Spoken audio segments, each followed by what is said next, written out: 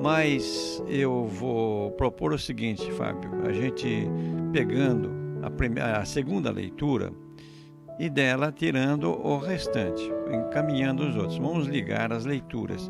Eu acho que é interessante. Na segunda leitura, nós temos um trecho da carta de São Paulo aos Efésios. É o capítulo 4, versículo 30 até o capítulo 5, versículo 2. O que São Paulo vai dizer assim? Como é que nós podemos viver e devemos viver como cristãos e como cristãs? E ele vai pôr um lado negativo e um lado positivo. O que a gente não deve fazer e o que a gente deve fazer. E ele começa com uma expressão muito interessante. Não contristeis o Espírito Santo. Não contristeis o Espírito Santo. O que ele quer dizer com isso? Vamos seguir o Espírito de Deus. O Espírito Santo nos mostra o caminho de Deus, o caminho de Jesus. Quer dizer, aquela história que a gente sempre diz, não é? Seguir Jesus é um estilo de vida. E ele coloca para a comunidade, mas vale muito mais para a família. Então, a esse trecho a gente pode aplicar realmente à família. Dia dos Pais, início da Semana da Família, vamos lembrar de nossos pais, vamos rezar para nossos pais, mas sobretudo vamos procurar viver na família essa vida cristã, segundo o Espírito Santo. E aí São Paulo vai dizer uma coisa muito interessante. Ele diz assim: toda amargura, irritação, cólera, gritaria, injúrias, tudo isso deve desaparecer do meio de vós, como toda espécie de maldade. Então, o que não deve haver entre nós e não deve haver especialmente numa família? O que não deve haver numa família para a família ser realmente cristã, viver realmente o ensinamento de Jesus? Então vamos por parte. Amargura. Amargura é realmente uma coisa muito ruim, é um sentimento muito ruim. O que é amargura? Né? Acontece alguma coisa, você fica aquilo lá remoendo dentro, sofrendo, né? Aquela coisa, e a pessoa fica azeda, como diz, não é? Pessoa que é amarga, ela não é capaz de transmitir alegria, não é capaz de transmitir o lado positivo, porque é uma pessoa amarga, está dentro, tem uma coisa remoendo, não é capaz de tirar aquilo do coração. Numa família, a amargura, ela faz estragos, né? Vamos dizer, a esposa teve um problema, né? E guarda que ele fica amargo, né? É difícil de conviver. O esposo, a mesma coisa, os filhos, né? A gente tem visto muitos casos de crianças que levam isso a vida inteira, porque foram vítimas de amargura dentro da família. A outra coisa, a irritação. Você vai me dizer assim, irritação é uma coisa muito natural. Às vezes a vida cansa. E às vezes a gente está irritado porque muitos problemas sobre nós. Às vezes um pai, a mãe, principalmente, viram um para-raio. Todos os problemas da família caem sobre ela. Então tem momentos de irritação. Agora, quando São Paulo diz aqui, quer dizer, a gente procurar controlar a irritação. Há momentos que explode, mas depois se conserte, peça perdão, né? E converse, diga, olha, escapou, né? A outra coisa, a cólera, né? A pessoa que se reinveste, né? A pessoa que perde a cabeça muitas vezes, um estrago na família isso. A outra coisa, a gritaria. Por que gritar um com o outro? Não há necessidade. A gente tem de conversar. E quando alguém levanta a voz, os antigos falavam, olha, abaixa o tom, né? Abaixa o tom. E realmente a gente tem de enfrentar a vida assim com serenidade, resolvendo os problemas. Pois injúrias, o que são essas injúrias? Xingar o outro, né? E isso na sociedade hoje, xingar de filho não sei do que, não sei o que era. Isso não pode estar na boca de um cristão, de uma cristã. E na família, quando começa a se xingar, olha, já a coisa está ruim. Então, controlar os ímpetos. Depois ele diz outra coisa, né? Tudo isso deve desaparecer do meio de vós, uns para com os outros, depois sede bons uns para com os outros. Não, depois ele diz assim, como toda espécie de maldade. Maldade é malvadeza. Às vezes a gente não é mal, mas a gente faz malvadezas para os outros. Então, veja o lado negativo. Se uma família consegue realmente controlar isso, já é um passo. Agora vem o lado positivo. Qual é o lado positivo? Sede bons uns para com os outros. Então, a gente ser bom. A gente eu ia dizer não fazer o mal para o outro, mas isso já ele disse ali no lado negativo. Mas ser bom, a gente querer que o outro esteja bem. Quando o marido quer que a mulher esteja feliz e a esposa quer que o marido esteja feliz, aí esse é o caminho da felicidade numa família. Depois ele diz outro assim, sede compassivos. O que é ser compassivo? Você é o marido, sua esposa, quem sabe trabalha fora e tem os trabalhos de casa, portanto é um peso, tem os filhos. Ser compassivo, quer dizer, você entenda o sofrimento, a dificuldade que ela está tendo. Você que é esposa, seu marido volta de casa, trabalhou o dia inteiro, etc., volta em casa, entenda a situação dele, o que encontrou no trabalho, muitas vezes bordoadas também. Agora outra coisa, perdoai-vos mutuamente. O perdão na família é muito importante. Se as pessoas não se perdoam, aí, meu amigo, a família não vai para frente não, né? E isso São Paulo fala para toda a comunidade, mas isso vale muito especialmente para uma família, né? Depois ele diz, sede imitadores de Deus com os filhos que ele ama. Como é que é Deus? Deus é o Pai, o Filho e o Espírito Santo. São três pessoas diferentes, distintas, né? Mas são um só Deus. Por quê? A diversidade de pessoas, mas a unidade é o amor. O amor une. Então na família deve ser a mesma coisa. Se respeita. O marido é desse jeito, a mulher é desse jeito, os filhos são desse jeito. Tem direito, cada um tem o seu caminho, sua personalidade. Mas o amor faz com que essa diversidade não divida, mas some, que é como Deus é. Portanto, ser imitadores de Deus, como filhos que Ele ama. Vivei no amor como Cristo nos amou e se entregou a si mesmo a Deus por nós, em oferta e sacrifício de suave odor. Veja, portanto, o São Paulo coloca o ideal de uma família, o ideal de uma comunidade, o lado negativo e o lado positivo. Agora você vai me dizer uma coisa assim, isso não é fácil, e não é fácil mesmo, não é? Porque as pessoas estão muito perto uma das outras, e o que acontece? Quando está muito perto, a gente tem hora que, às vezes, a gente come alguma coisa que não faz lá muito bem, ou então é hora que está com, os antigos diziam, com o ovo atravessado, né? É complicado. E aí, o que fazer? E eu lembro, então, esses problemas que nós enfrentamos, lendo a primeira leitura.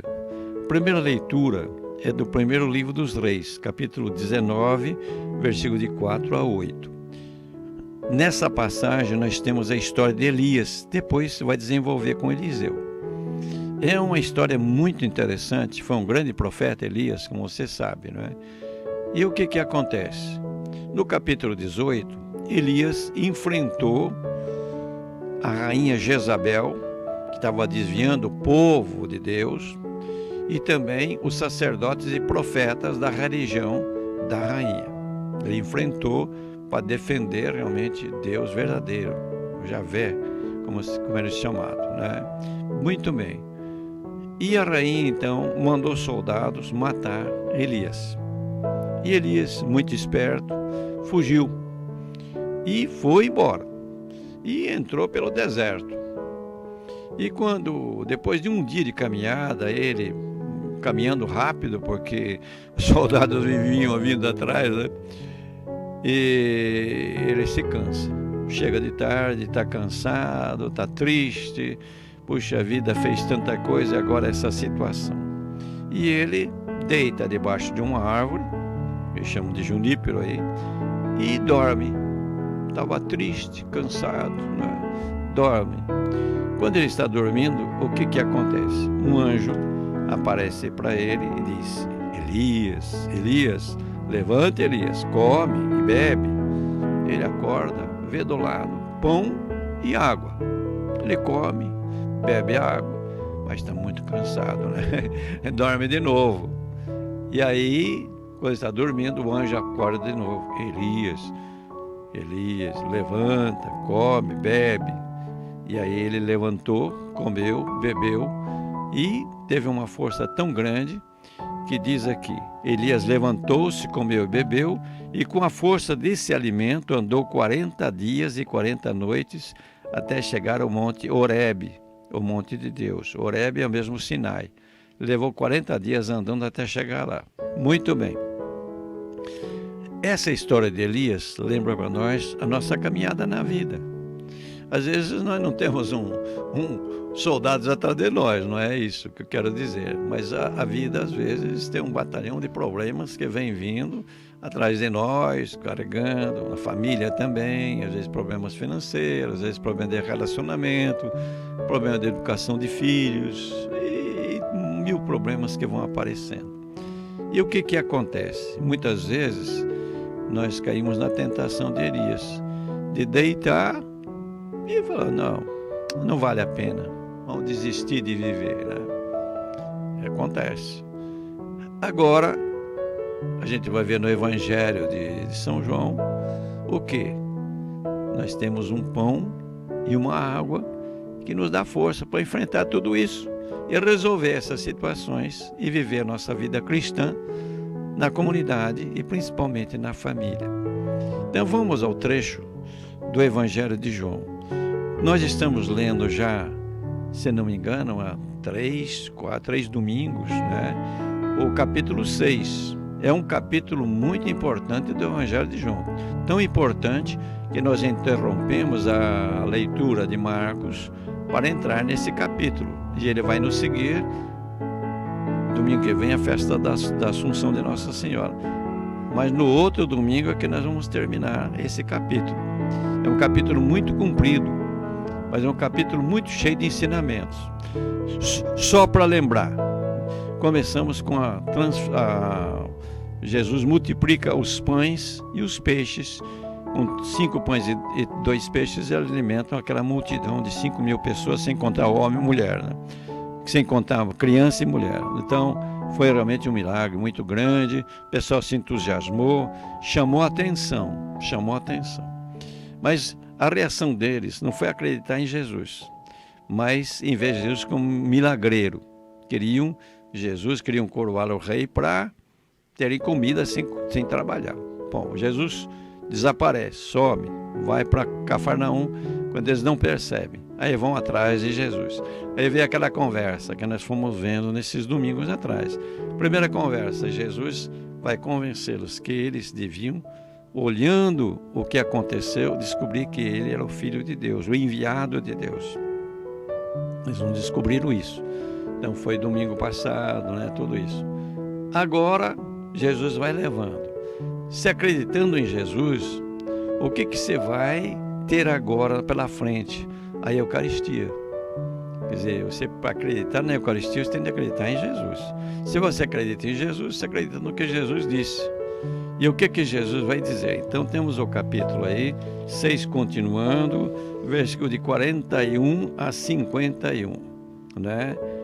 Então diz assim que o pessoal começou a achar ruim, porque Jesus disse: eu sou o pão que desceu do céu. E eles diziam: mas que é esse cara aí? Conhecemos aí o pai dele, é o José, carpinteiro aí, como é que ele diz que desceu do céu? E aí Jesus vai chamar para a atenção deles, não é? Quer dizer, para acreditar em Jesus é preciso ser atraído pelo Pai, né? Ninguém pode vir a mim se o Pai que me enviou não o atrair. Então, a fé é um dom de Deus, é uma graça. Nós devemos agradecer muito a Deus a fé que nós temos. Tem muita gente que não tem fé, e gente boa, né? Mas não tem fé. Nós, graças a Deus, temos fé. Depois, Jesus vai dizer o seguinte, não é? Todo aquele que escutou o Pai e por ele foi instruído, vem a mim. E daí, depois, Jesus começa a entrar e insistir no pão do céu. Eu sou o pão da vida, né? Então, crer em Jesus é ter a vida eterna como garantia. E aí depois, Jesus vai dizendo, eis aqui o pão que desce do céu. Quem dele comer nunca morrerá. Eu sou o pão vivo descido do céu. Quem comer desse pão viverá eternamente, e o pão que eu darei é a minha carne, dada para a vida do mundo. A minha carne dada para a vida do mundo. E aqui a gente para no versículo 51, mas em seguida Jesus começa a insistir. Quem comer da minha carne, beber do meu sangue, terá vida. E aí e eles começam a insistir, e Jesus vai insistindo que é necessário comer a carne dele e beber o sangue dele. E nós vamos ver depois a reação do pessoal. Esse comer a carne de Jesus, eles entenderam que tinham de pegar a carne de Jesus, assar a carne de Jesus e comer, beber o sangue dele. Não era Jesus, não estava dizendo isso. Jesus está falando da Eucaristia. Tanto assim que esse trecho, ele é entendido realmente com a instituição da Eucaristia. Quando Jesus disse, isto é meu corpo, que será entregue por vós, tomai e comei. Depois o cálice com vinho. Este é o cálice do meu sangue, da nova e eterna aliança. Tomai e bebei. Então, a gente já percebe que Jesus vai realmente falando da Eucaristia. Então, a Eucaristia, o que é? É realmente a presença de Jesus, o pão e o vinho, que são consagrados, que se torna a presença de Jesus Cristo. Então, a gente quando comunga o corpo e bebe o sangue do vinho consagrado, o que acontece? Nós recebemos dentro de nós Jesus Cristo mesmo, de uma maneira quase que a gente apalpando a presença do Senhor. Isso é muito bonito. E isso daqui nos lembra o pão, né? Como lembra o maná também, que o povo ficou 40 anos andando no deserto e foi sustentado pelo maná, como nós vimos, aliás, nesses domingos atrás, né?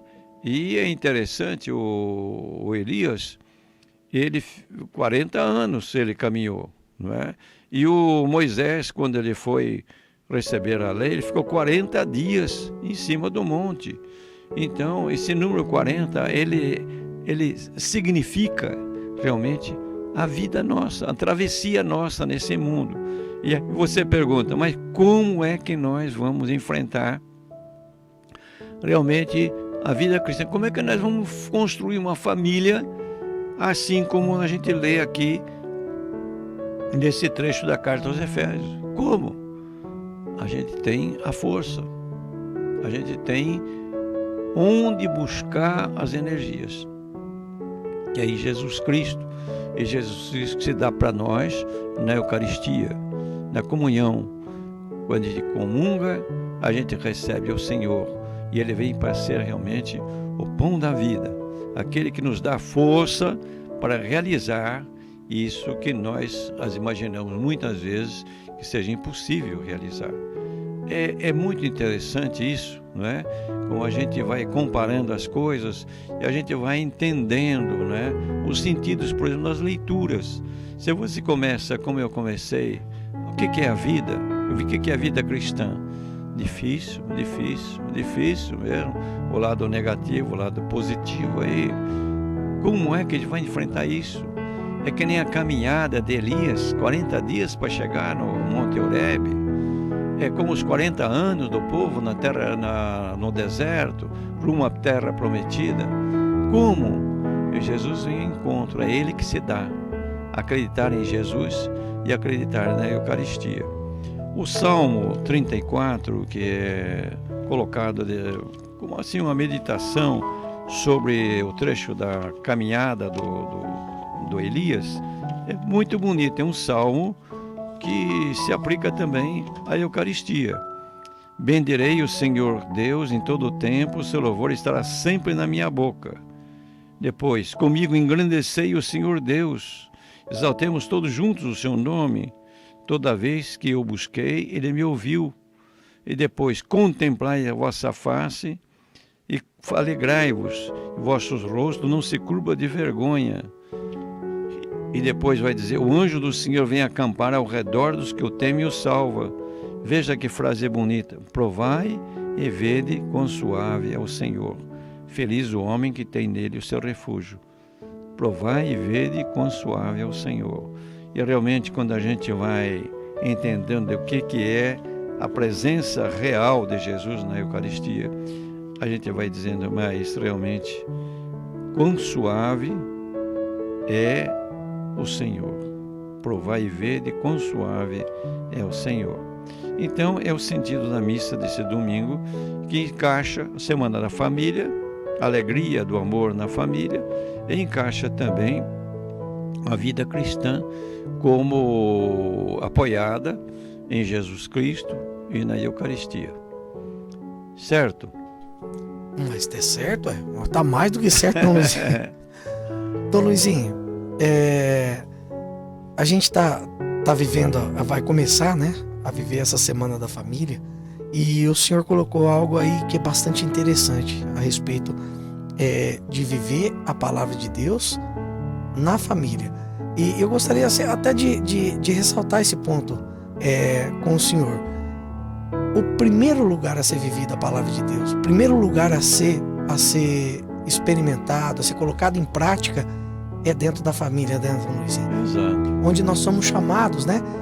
Como pai, como mãe, como filhos, como netos, seja qual for o nosso papel dentro da família, é o primeiro lugar a ser colocado em prática a palavra de Deus. E a gente tem aquela palavra de Jesus lá do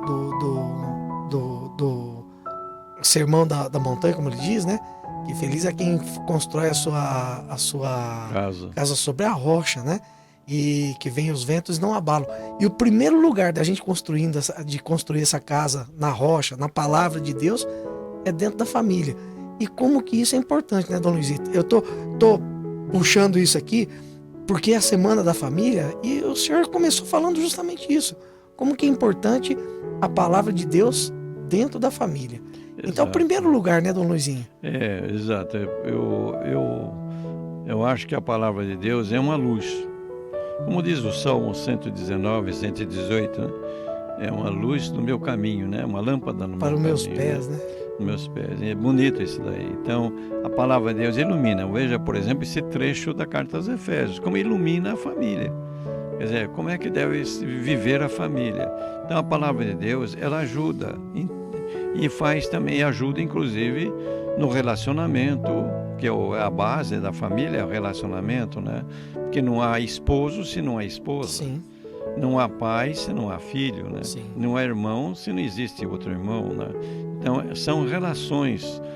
E existe um trabalho muito bonito de um teólogo espanhol, Fausto, o nome dele, sobre a gente descobrir a presença de Deus nas relações. Então, a fazer das relações, por exemplo, você e a sua esposa, né? Descobrir Deus está aí, né? E é justamente a palavra de Deus que ilumina, que vai mostrando, né? Com relação aos filhos, como se comportar com os filhos, né? Com as filhas, os filhos e as filhas com os pais, os irmãos entre si, não é? Quer dizer, a palavra de Deus ilumina.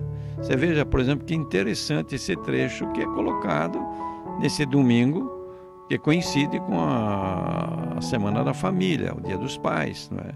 Por exemplo, se a gente conseguir uma família em que não haja amargura entre as pessoas, não haja irritação, não haja cólera, não haja gritaria, não haja injúrias, não é? Não haja malvadezas, não é? E uma família em que haja, é o que ele diz aqui, não é? A bondade, um seja bom para o outro, não é? Depois, compassivos, entendendo o sofrimento do outro, que o outro está passando, o perdão na família, não é? Quer dizer, como a família realmente transforma. Quer dizer, a palavra de Deus ilumina, quer dizer, é coisa concreta. Porque muita gente fala assim, o amor, a base da família é o amor. Tem dúvida, o amor. Mas o que é o amor concretamente? Concretamente, o que é o amor? Né? Que é muito bonito falar de amor, mas hoje se fala tanto em amor, e estamos vendo aí homem matando a mulher por amor. Isso não é amor. O cara acha que a mulher é propriedade dele, né? E outras coisas também que a gente percebe que estragam o relacionamento. Então a palavra de Deus, ela realmente é uma luz, porque vai mostrando concretamente como é que você pode viver como cristão numa família, como cristã na família, como filho numa família, como pai, como mãe, não é? Como irmão, como irmã. É alguma coisa muito concreta. É a maneira de viver realmente o Evangelho, a palavra de Deus, né? Eu acho que você tem razão, é a base. Você fala, a base da família é a fé, a esperança e a caridade de toda a vida cristã. Sim. São as 3 virtudes mais importantes, são chamadas até teologais, né? A fé é o que é? Você coloca Deus na sua vida, Jesus Cristo entra na sua vida, né? Não é só falar eu creio, não, é muito mais. Isso é concreto, tem de ser coisa concreta. Segunda coisa, como é que se concretiza a fé? É o amor. A gente amar uns outros, querer bem o outro, fazer o outro feliz. E a gente abre para um futuro. Quer dizer, tem os problemas que vamos enfrentando, às vezes até problemas difíceis, até de morte, como aconteceu, né? Nessa época toda. E daí? A gente abre a esperança. Quer dizer, a nossa vida é muito mais, né? Aquela família que a gente tem, quando é bem unida, na eternidade nós seremos uma família novamente muito mais unida, né? Muito mais querida, vamos dizer, né? Portanto, a base, a fé, a caridade e a esperança, né? São as 3 grandes virtudes da vida cristã. E tudo isso, naturalmente, com a luz da palavra de Deus, que vai iluminando e vai fazendo a gente distinguir. É o que São Paulo fala da sobreconhecimento. É a palavra grega que tem no epignose, né? Epi, que é sobre, gnose é conhecimento. Quer dizer, o conhecimento, a sabedoria que vem de Deus, do Espírito Santo. É bonito isto, bonito. É bonito. Que bonito que nós estamos no mês das vocações. O domingo passado nós olhamos de uma forma um pouco mais focada nas vocações, como o senhor mesmo falou, das vocações ordenadas, né? Os ministros ordenados, diáconos, padres e bispos. E essa semana nós estamos olhando um pouco mais para a família. Exato. E em todos esses aspectos, nós temos sempre uma experiência do céu aqui na terra, né, Dom Luizinho? Exato. Porque os sacerdotes, principalmente os padres e os bispos, têm uma obrigação, entre aspas, né? Mas uma pretensão de viver já o céu aqui na terra, inclusive na sua opção pela castidade, pelo celibato. E como o senhor colocou agora, e é bonito de ver isso daí, que nós podemos viver também o céu aqui na terra dentro da família, colocando Deus dentro da família, colocando essas virtudes. E aí fica mais fácil, né, Dom Luizinho? Se a gente já está acostumado com o céu, não é verdade? Da gente passar daqui para o outro plano, né? Porque a gente já vai fazendo uma experiência dele, né? Esse problema de relacionamento é muito sério na nossa vida, Sim. Muito sério. a gente precisa levar mais a sério, porque é um problema sério. Os nossos relacionamentos, que a gente vai, e principalmente quando vocês são casados, o tempo pode fazer cair na rotina. E a rotina é o maior inimigo do amor, né? Você começa a conviver, no começo aquela maravilha, né? Depois a coisa vai, aquela monotonia é sempre a mesma coisa. Então o segredo realmente aí é como fazer novas as coisas velhas, né? Como fazer. Então dá realmente aquele sentido novo. Sempre, cada dia, a gente deveria fazer novo o nosso relacionamento como se fosse agora. O mesmo vale para o padre quando reza a missa, né?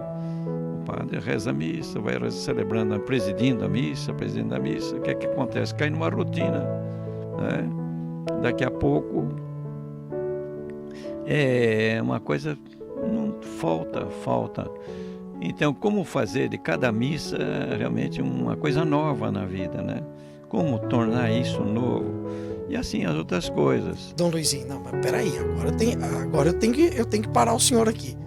Como fazer isso novo? Porque, Dom Luizinho, para quem participou de uma missa presidida pelo senhor e teve a oportunidade de participar não de uma, mas de várias, a gente sabe que é diferente. O senhor faz isso na prática. A gente percebe isso daí. A empolgação do senhor é visível, né?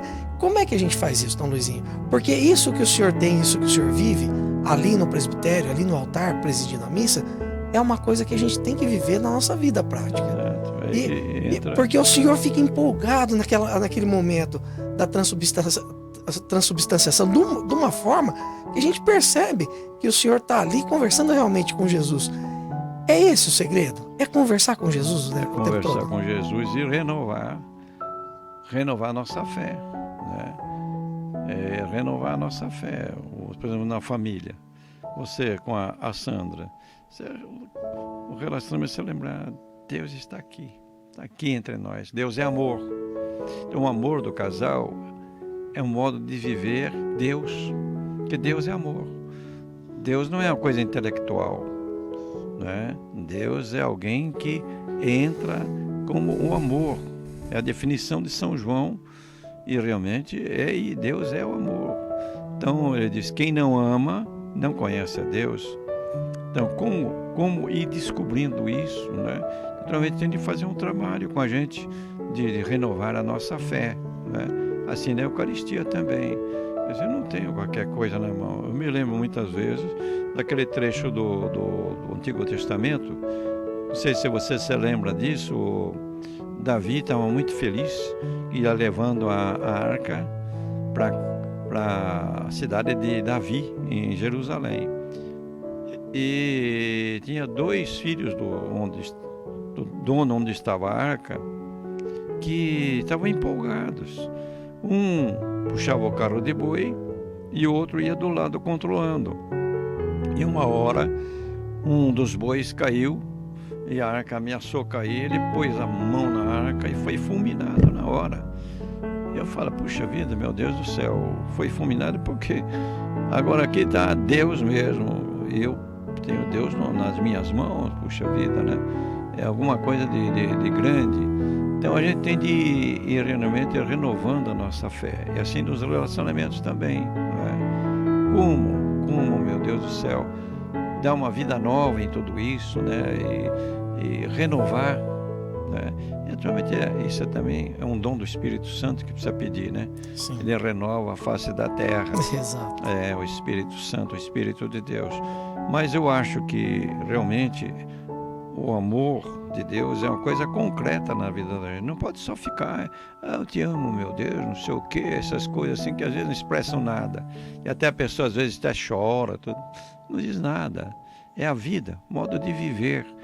Como você vive realmente Deus na sua vida, nos seus relacionamentos, principalmente familiares, né? Isso que é o mais importante.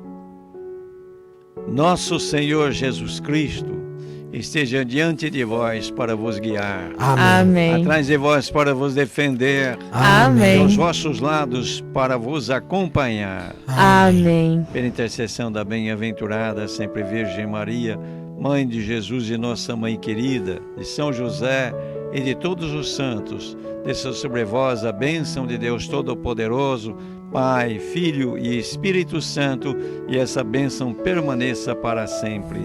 Amém.